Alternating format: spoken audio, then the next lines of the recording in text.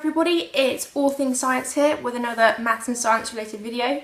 So first of all, I just want to give you guys a bit of good news. I've just got my acceptance letter to go study physics at Imperial College, so I'm super happy. And I want to try to transfer everything I've learned about studying maths and science onto you guys, because I've had to learn it the hard way. So for more maths, science and exam related videos, please subscribe. And if you like this video, please press that like button. So, I don't know, exams are coming up and you're completely bogged down with these kind of end of topic tests. And whether you're studying for your GCSEs, your A-levels or even for your degree, finding how you study best can be really difficult at times. Remember, not everybody is the same. We all have that friend. Hey, did you study for the test? Like, no. That's good. Wait, what's that? Oh, it's nothing, it's just all my notes for one topic. Oh yeah, and here's my flashcards, which are obviously all colour-coded.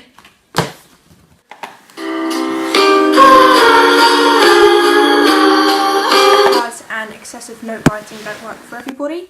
Where a lot of people go wrong is that they say revision, and they think maths revision means let's write out all my notes in different coloured gel pens. And it doesn't really work in the long run. Writing your notes again and again and again has no benefit really, especially for maths. Sciences, I can see maybe you want to get some factual information into your head, but with maths, writing out examples again and again and again isn't really going to help you.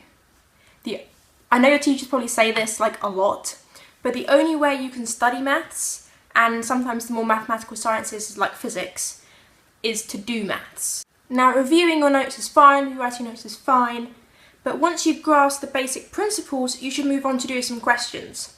Now, where do you get the questions from? Well, you have an issued textbook, and I would really recommend using those. I know some people who decide they're going to go buy 5 different textbooks from like 5 different exam boards from 5 different shops, but to be honest, what's the point? Because you're given a textbook that's written by your exam board, and your exam board is going to be the ones who set your exam. So in a way, by doing the questions from the textbook, you're revising for your end summer exams, really. I've come across some people who think it's completely impossible to study for maths. Like, they will actually come up to me and say, but it's impossible to study for maths. Now, these are often the people who say, why am I not smart yet? I have like every coloured highlighter. Why do I bring so much shame upon my family? I have like all the CGP books. Why am I such a disappointment? I mean, like, all my folders are colour-coded. I'll say it again, the only way to study for maths is to do maths. It's the same for physics. You've got mathematical questions, you need to do those questions. It's like learning to ride a bike. You don't print out a picture of a bike and memorise all its constituent parts, and that's how you learn to ride a bike. You learn to ride a bike by actually riding the bike, not memorising a diagram of the bike, in a way. Because, doing maths A-level is just like riding a bike, apart from the bike is on fire, and the ground is on fire, and you're on fire and everything's on fire because you're in hell. People often ask me, is it worth buying the revision guides? To be honest, for A-level, they're not really that relevant. At GCSE, especially GCSE sciences, they're really helpful because they contain all the knowledge you need, apart from the applied knowledge, which you need to do by doing questions. But at A-level, I really didn't find them that useful. I think they're useful at first when you need to grapple with the concepts. So, if I show you a page, I kind of just do a kind of rundown of everything you need to know in a very basic way. And then you have the best thing. They have really crummy jokes at the end. To be honest, I just bought them for the crummy jokes. That's not what I told my teachers, but that's really why I bought them.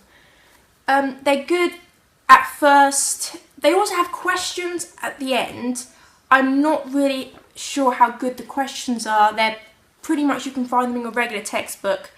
And then they have examinations at the end, and they're not really that useful either. To be honest, in my honest opinion, I think you can find better practice papers online, and they're ones written for your exam board as well. Also, if you are going to buy CGP books, a word of warning.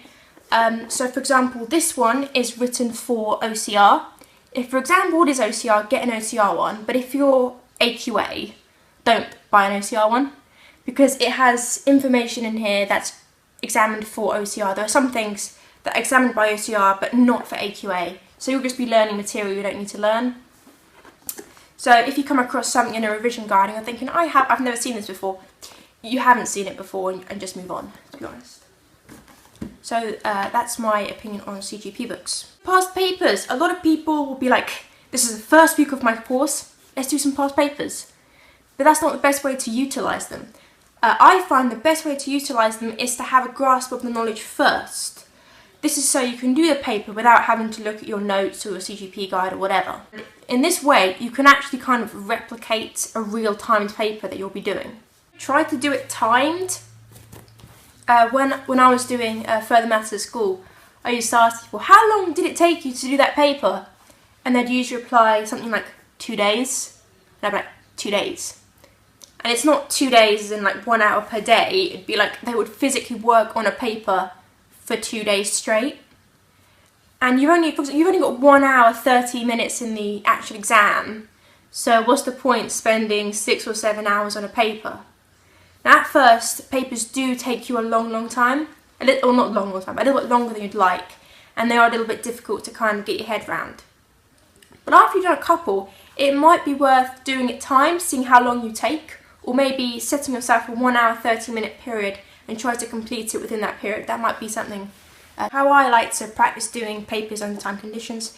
What you can do is you can use like the stopwatch on your phone, or on your tablet, or on your computer.